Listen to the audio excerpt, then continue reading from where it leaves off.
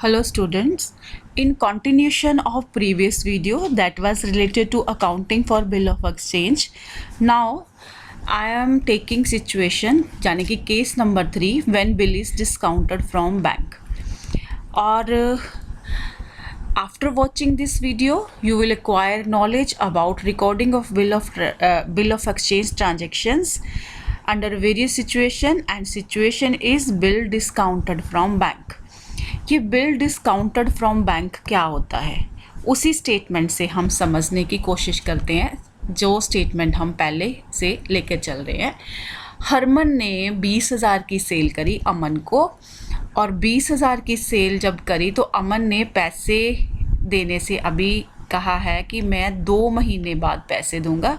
हरमन ने इस पर बिल ड्रॉ कर दिया 2 मंथ्स का, लेकिन अब बिल ड्रॉ करने के बाद इसे लगा कि पैसे की तो इसको भी ज़रूरत है, तो अभी अमन को तो क्रेडिट सेल करना इसकी मजबूरी थी, बिकॉज अगर नहीं करती तो अमन कहीं और से सामान खरीद लेता। तो अब इसने बिल तो ड्रॉ कर दिया लेकिन इसको खुद पैसे की ज़रूरत है, तो क्या कोई तरीका है? इस बिल को लेकर ये बैंक के पास जाती है और बैंक से उस बिल को डिस्काउंट करवाती है। बैंक क्या करेगा? बैंक से बोलती है ये बिल लो, तुम मुझे इसके बिल के पैसे दे दो और तुम जाकर 2 महीने बाद अमन से कलेक्ट कर लेना ये अमाउंट बिल के अगेंस्ट। तो बैंक जो है ये फैसिलिटी देते हैं, डिस्काउंट करने की फैसिलिटी देते हैं, और बैंक क्या करेगा? 2 मंथ्स का इंटरेस्ट काटेगा। बैंक ऐसा क्यों करेगा? बैंक को क्या पड़ी है? बैंक 2 मंथ्स का इंटरेस्ट काटेगा जो कि 12% है मान लो, और बाकी पैसे हरमन को दे देगा। तो 2 मंथ्स का इंटरेस्ट कैलकुलेट करके देखिए कितना बनता है। 20,000 12/100 2/12, तो ये बन गया 400 रुपीज़। तो बैंक जो है हरमन को 20,000 रुपये में से 400 रुपीज़ माइनस करके 19,600 इसके अकाउंट में क्रेडिट कर देगा। ये पैसे हरमन को मिल जाए। हरमन का पर्पस सॉल्व हो गया, उसे पैसे चाहिए थे। बैंक का पर्पस सॉल्व हो गया, बैंक को इंटरेस्ट मिल गया। लेकिन अब जब ड्यू डेट आएगी तो पेमेंट लेने कौन जाएगा? हरमन जाएगी या बैंक जाएगा? बिल्कुल बैंक जाएगा। बैंक के पास, जिसके पास बिल होता है वो जाता है। तो इस केस में आप देख रहे हो कि पेई कौन है? पेई जो है वो बैंक है।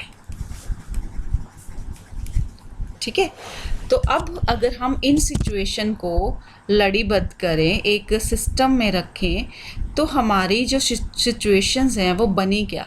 सिचुएशंस बनी नंबर 1 जो है ये सिचुएशन बनी कि सेल हुई हरमन के पॉइंट ऑफ व्यू से। फिर दूसरी ट्रांजैक्शन बिल रिसीवेबल मिला उसे।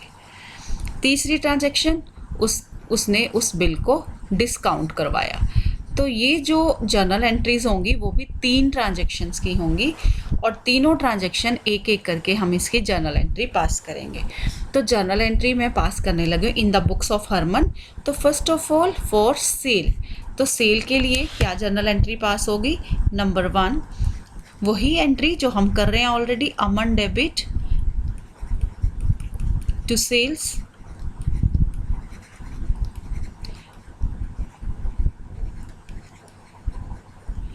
फिर second journal entry that is related to bill receivable मिला, तो bill receivable account debit to Aman, Aman is converted into bill receivable and 20,000 और 20,000। उसके बाद third transaction is related to discounting of bill from bank. इस case में क्या किया? Bank ने पैसे हमारे अकाउंट में डाल दिए, तो हमारा बैंक अकाउंट बढ़ गया, BR ख़त्म हो गया, पैसे आ गए उसके बदले में। और जो डिस्काउंट बैंक ने काटा वो हमारा नुकसान है, और नुकसान हमेशा डेबिट होते हैं। BR 20,000, इंटरेस्ट काटा 400, और 19,600 की अमाउंट हमारे बैंक अकाउंट में आ गई। तो इस तरह से ये एंट्री होगी। अब इस केस में अमन की बुक्स में परचेज हुई है, बिल पेबल दिया है और पेमेंट करी है, तो इसकी इन ट्रांजेक्शन की एंट्रीज आप लोग जानते हो। परचेजेस के लिए what we will pass journal entry for purchases, this is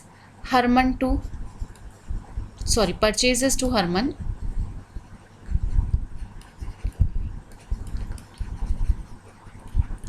bill payable देने के लिए हरमन्स अकाउंट डेबिट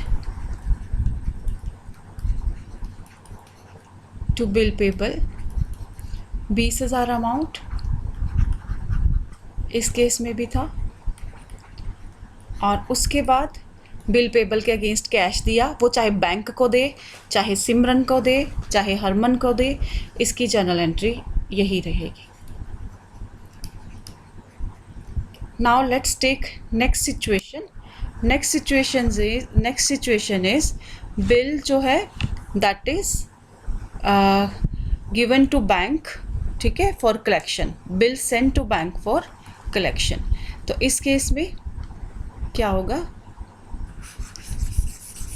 ये सिचुएशन हम bill send to bank for collection वाली लेंगे। इस केस में क्या होता है, हम बिल को कलेक्ट करने के लिए बैंक के पास दे देते हैं। बैंक जैसे हमें बहुत सारी सर्विसेज देता है, हम बिल को खुद कलेक्ट करने नहीं जाते, हम बैंक को दे देते हैं कि ऑन ड्यू डेट हमारे लिए ये बिल को कलेक्ट कर लेना, ठीक है। तो हमारे पास हमारे पैसे हमें मिलेंगे और बैंक जो कलेक्शन कर रहा है वो हमारे बिहाफ पे कर रहा है, ठीक है। तो हमने क्या किया, बिल को ड्रॉ किया, रखा उसको टिल मैच्योरिटी, लेकिन मैच्योरिटी से कुछ दिन पहले हमने बैंक को कहा ये बिल हमारे लिए कलेक्ट कर लेना, और बैंक ने उसको कलेक्ट कर लिया। तो लेट्स सी इसमें क्या होता है। तो इस केस में केस का नाम जो है that is sending bill for collection to bank, sending bill to bank for collection. अब इसमें क्या हुआ, 20,000 की सेल करी हरमन ने अमन को, और सेल के बाद अमन ने पैसे नहीं दिए तो इसने बिल ड्रॉ किया, और जो बिल है वो अमन ने उसे एक्सेप्ट कर लिया। और बिल के बाद on due date bill is sent for collection by Harman. तो जर्नल एंट्रीज सेल की, ये ट्रांजैक्शन 1 हो जाएगी, ये ट्रांजैक्शन 2 हो जाएगी, और ये ट्रांजैक्शन 3 हो जाएगी, जिसकी हमने जर्नल एंट्री पास करनी है। तो सबसे पहले हम लोग जर्नल एंट्री पास करेंगे ये सेल की journal entry. You know very well कैसे पास करते हैं। यस बेटा, this is Aman to cell,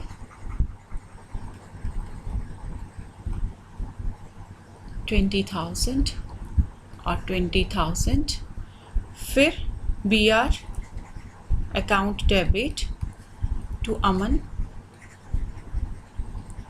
this entry was for bill मिलने की एंट्री, BR to Aman. Again we will write 20,000 and 20,000, और फिर क्या हुआ, बिल को बैंक को सेंड कर दिया फॉर कलेक्शन। इसकी journal entry how we will pass, bill sent for collection. Yes बेटा, बिल सेंट फॉर कलेक्शन,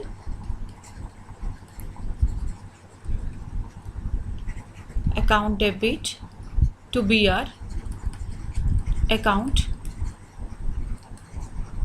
और जब बैंक ये पैसे कलेक्ट करके हमारे अकाउंट में डाल देगा तो बैंक अकाउंट बढ़ जाएगा हमारा, और बिल सेंट फॉर कलेक्शन ख़त्म हो जाएगा। ये हमारी एसेट क्रिएट हो गई, बिल सेंट फॉर कलेक्शन, और BR ख़त्म हो गया। उसके बाद फिर बैंक में जब हमारे पैसे आ गए 20,000 रुपया, तो ये बिल सेंट फॉर कलेक्शन नाम की एसेट भी ख़त्म हो गई। इस तरह से डेबिट क्रेडिट से वो कैंसिल हो जाते हैं। तो अमन के केस में अगर मैं बोलूँ, इसकी जर्नल एंट्रीज तो नहीं पास करूँगी, मैं ये बोल लूँ कि अमन ने परचेज़ करा, परचेज़ की journal entry you know very well, फिर उसने बिल पेबल दिया और फिर उसने पेमेंट दी। तो इसकी जर्नल एंट्री मैं बोल देती हूँ, purchases to Harman to bill payable, and payment के लिए बिल पेबल टू कैश। तो इस तरह से हमारी ये जर्नल एंट्रीज ओवर हो गई।